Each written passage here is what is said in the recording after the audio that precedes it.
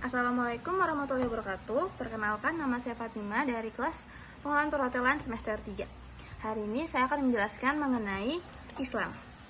Pertama, Islam berasal dari 3 akar kata, yaitu aslam yang artinya berserah diri, salam yang artinya damai, dan salamah yang artinya keselamatan. Pertama, aslam. Aslam yang berartinya berserah diri atau menyerahkan diri sepenuhnya.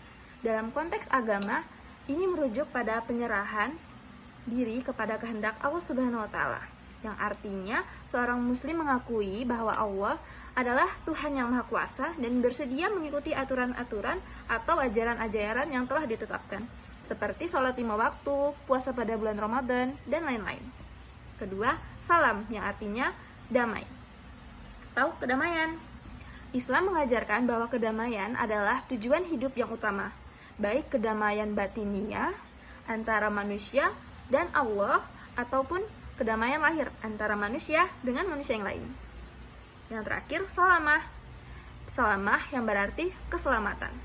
Islam menjanjikan keselamatan bagi orang yang beriman, baik keselamatan secara fisik, mental, spiritual. Sementara keselamatan di akhirat meliputi keselamatan dari siksa neraka dan juga mendapatkan surga. Ketiga makna ini saling terikat dan membentuk inti dari ajaran Islam. Islam mengajarkan bahwa dengan menyerahkan diri kepada Allah Subhanahu wa Ta'ala, manusia akan menemukan kedamaian dan keselamatan baik di dunia maupun di akhirat. Kita ada studi kasus.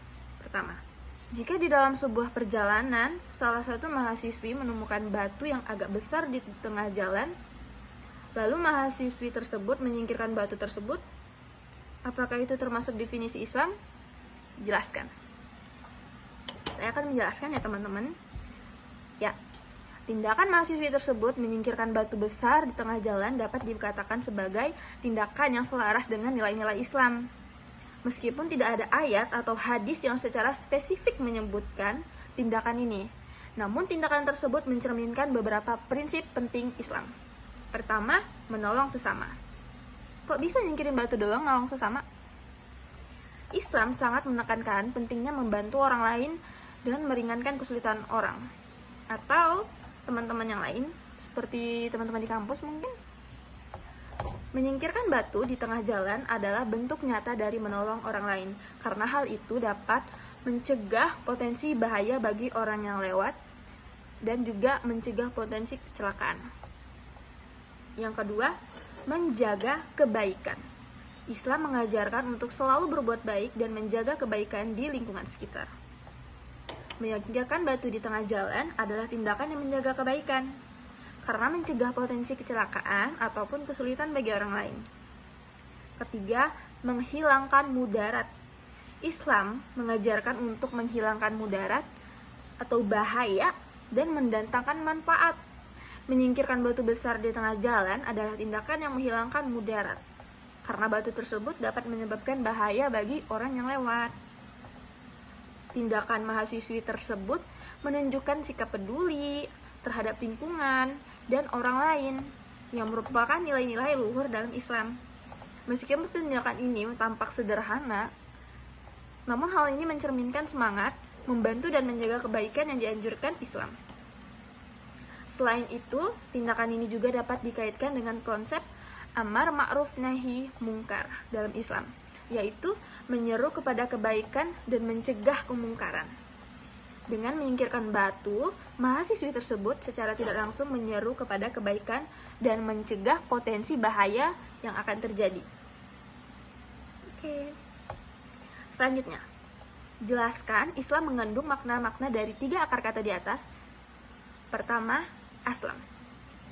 Tadi kita sudah tahu ya, aslam ini berarti berserah diri atau menyerahkan diri kepada Allah. Jadi, ini berarti apa sih? Ini berarti bahwa Islam bukan hanya sekedar serangkaian aturan, tetapi juga sebuah cara hidup yang didasarkan pada ketaatan dan kepercayaan kepada Allah. Kedua, salam, yang berarti kedamaian atau damai. Ini tercermin dalam ajaran Islam tentang toleransi, kasih sayang, dan persaudaraan.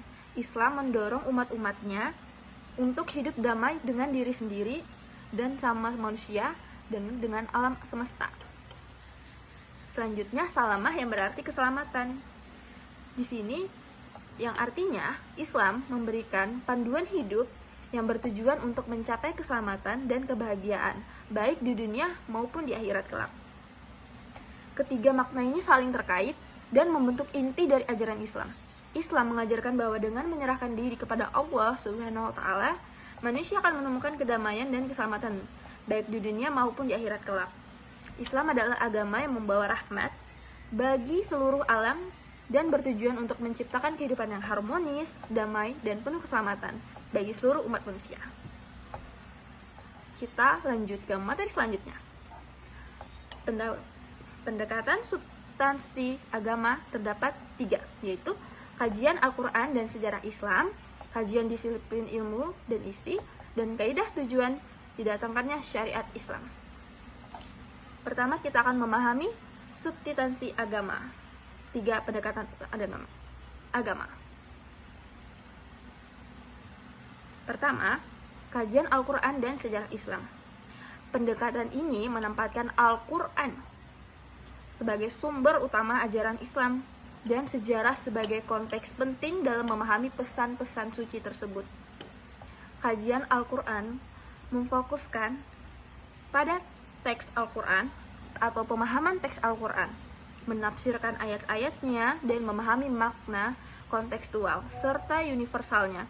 Ini melibatkan studi tentang bahasa Arab, ilmu tafsir, dan berbagai metode interpretasi Al-Quran. Kedua, sejarah Islam.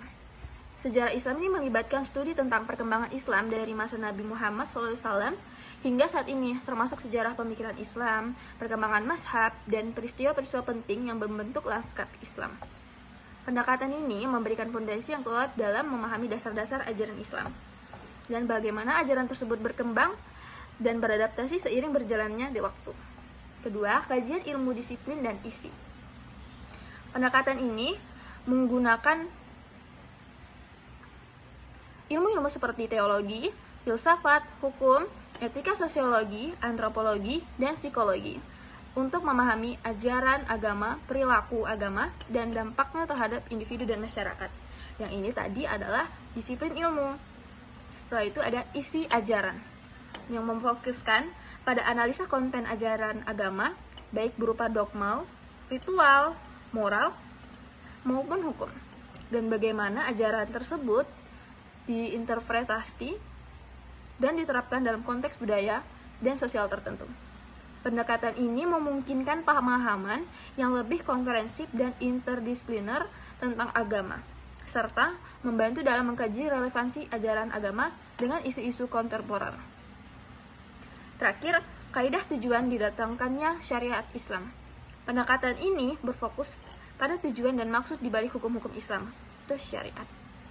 Pertama, tujuan syariat, mencari pemahaman tentang tujuan dan hikmah dibalik setiap hukum Islam, seperti tujuan hukum sholat, puasa, zakat, haji, dan hukum-hukum lainnya.